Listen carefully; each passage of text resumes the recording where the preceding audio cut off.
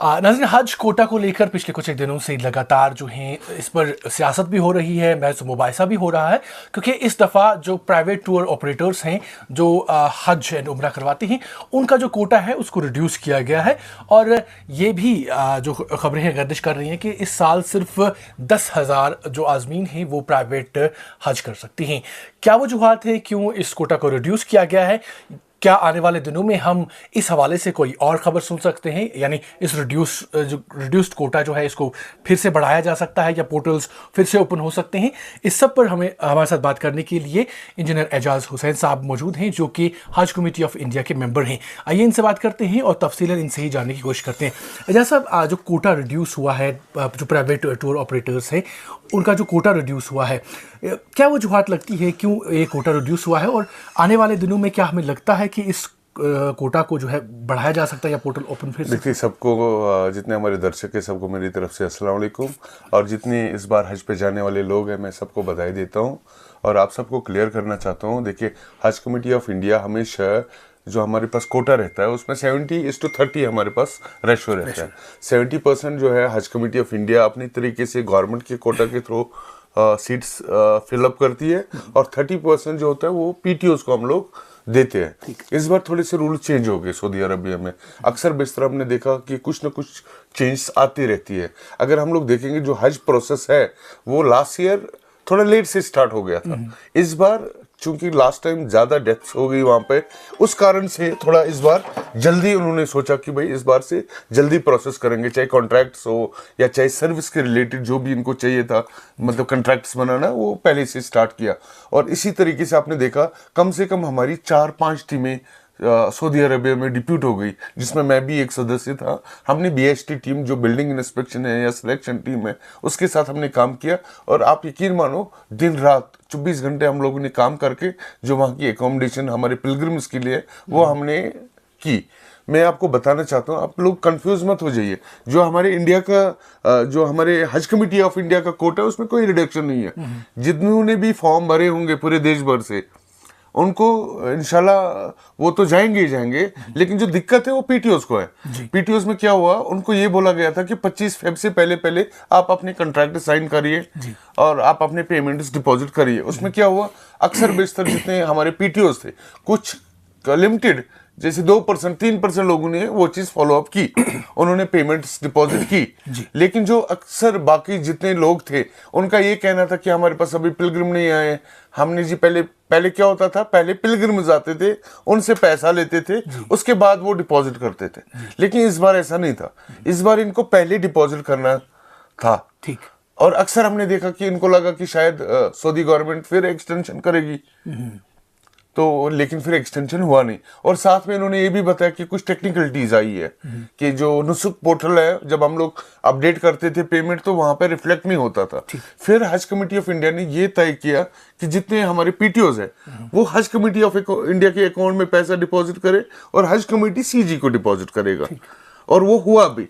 लेकिन अनफॉर्चुनेटली उस टाइम जो नुसुक पोर्टल है वो बंद हो गई थी, इस कारण से ये दिक्कत हो गई। लेकिन मुझे उम्मीद है आने वाले समय में जिस तरीके से पूरी हमारी सरकार लगी हुई है, और माननीय प्रधानमंत्री जी खुद अभी सऊदी अरेबिया का विजिट कर रहे हैं इस वीक में, तो मुझे उम्मीद है ये सारा रेस्टोर होगा। अभी भी आपने देखा होगा 10,000 हमने आज दिन 10,000 फिर से ऑनलाइन हुए हैं। तो मुझे उम्मीद है आप लोग को कोई पैनिक होने की जरूरत नहीं है। लेकिन रूल चेंज हो गए। ये अपनी कंट्री में होता तो हम लोग कुछ कर सकते थे, क्योंकि इसमें 2 कंट्रीज की इन्वॉल्वमेंट है। और आपको बताना चाहता हूँ, ये खाली हमारे देश के लिए नहीं है। ऐसा नहीं कि हम लोग, मैंने अक्सर देखा कि भाई अपने इंडिया में ही क्यों होता है, ऐसा नहीं है। आप देखो, मलेशिया हो, इंडोनेशिया हो, पाकिस्तान हो, बांग्लादेश हो, या बाकी जितनी कंट्रीज है, सब कंट्रीज में ऐसा हुआ है। क्योंकि उनके भी पीटीओज रहते हैं, है ना। उनके पीटीओज रहते हैं, प्राइवेट टूर ऑपरेटर्स, और उन प्राइवेट टूर ऑपरेटर्स को भी सेम प्रॉब्लम्स हुई है। और मुझे उम्मीद है कि सऊदी गवर्नमेंट इस चीज की और नजरें बनाई होगी, और उन्होंने ऑलरेडी उनके लिए सबके लिए फैसिलिटीज रखी है। तो मुझे उम्मीद है कि सरकार की इंटरवेंशन के बाद हमारे जेएस, हमारे सेक्रेटरी अभी सऊदी अरेबिया में ही है, तो कुछ ना कुछ इसका अच्छा हाल निकल जाएगा। बहुत कुछ जो टूर ऑपरेटर्स हैं पिछले कुछ दिनों से जो प्रेस कॉन्फ्रेंस दे रहे हैं, शायद एक प्रेस कॉन्फ्रेंस आज भी होनी है।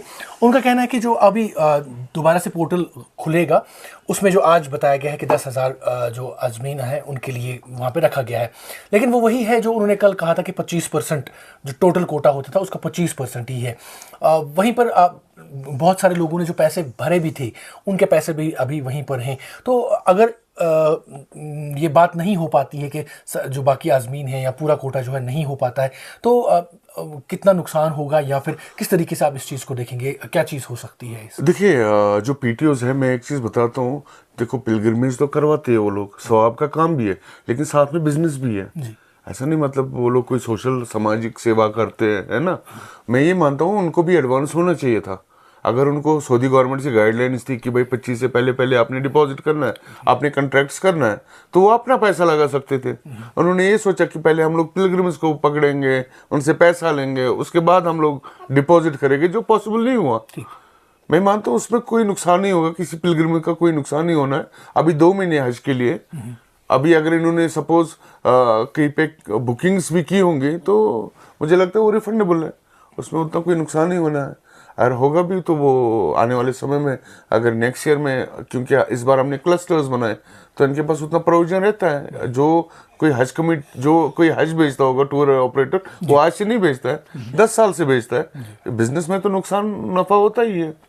अब जो आज़मीन है अगर उनका आज कैंसिल हो जाता है हज को जाना, तो एक तो उनका पैसा फिलहाल अटका रहेगा जब तक ना पूरा ये हज का प्रोसेस इख्तिताम पजीर हो, उसके बाद उनका पैसा वापस देखिए वो उनका अपना डोमेन है, हम लोग उसमें कुछ नहीं कह सकते। वो प्राइवेट टूर ऑपरेटर्स, हम लोग तो प्राइवेट टूर ऑपरेटर्स नहीं चलाते हैं यहाँ पे। हमारा हज कमेटी ऑफ इंडिया का काम है, हम लोग गवर्नमेंट से जो हाजी जाते हैं हम उनके लिए रिस्पॉन्सिबल है। और सर ये भी जो है क्लेरिफाई कर दीजिएगा, क्योंकि बहुत सारे लोगों को शायद ऐसा लगता है कि जो गवर्नमेंट कोटा है उसमें भी कमी हुई है। नहीं, ऐसा कुछ नहीं है, गवर्नमेंट कोटा में हमारी कोई कमी नहीं हुई है। इनफैक्ट हमें कम पड़ गई इस बार हाजीज। जो हमारे, अगर जम्मू कश्मीर की बात करोगे, 8,500 हमने इनको कोटा दिया था, लेकिन हुआ कितना, 4,500। 4,000 सीटें तो हमारी वापस चली गई, जो बाकी स्टेट्स को हमने दे दिया है। ऐसे उसमें कोई कोताही नहीं है। और जितने आज़मीन हज यहाँ पे जिन्होंने फॉर्म भरे वो सब के सब जाएंगे। सर जिस तरीके से मैंने आगाज़ में ही कहा था कि बहुत सारे लोगों ने यहाँ से भी अपील की है, चीफ मिनिस्टर हो या फिर उनके वाले साहब हों या बाकी जितने भी लोग हैं, उन्होंने एक्सटर्नल अफेयर्स मिनिस्टर जो है जयशंकर जी, उनसे अपील की है। तो आपकी तरफ से हमारी हज कमेटी ऑफ इंडिया की ऑलरेडी बैठक हुई है, उसमें ये तय किया गया है कि हम लोग, माननीय मंत्री जी के नोटिस में भी ये चीज़ें हैं, हमारी एक्सटर्नल अफेयर्स मिनिस्ट्री के नोटिस में भी है, ये इवन प्राइम मिनिस्टर के भी नोटिस में है, ऐसा नहीं है। तो आप निश्चित रहिए, जो हमारे प्रधानमंत्री जी है या जो हमारी सरकार है, हमारे सिटीजन के लिए कुछ बेहतरी के लिए कोई भी कदम उठाएगी, और मुझे उम्मीद है उनकी बात को माना जाएगा और सऊदी अरबिया इस चीज़ को फिर से रीओपन करेगा। तो तवक्कात हैं ज़रूर। देखो तवक्कात पे ही दुनिया कायम है। मैं मानता हूँ तवक्का रखना चाहिए, और हम लोग भी कोशिश कर रहे हैं। और ये तो एक पर्सन की बात नहीं है, इसमें कई सारे लोग हैं ना, तो हम लोग उम्मीद करेंगे इंशाल्लाह इनके हक में भी कुछ अच्छा ही हो। बहुत शुक्रिया साहब, थैंक यू।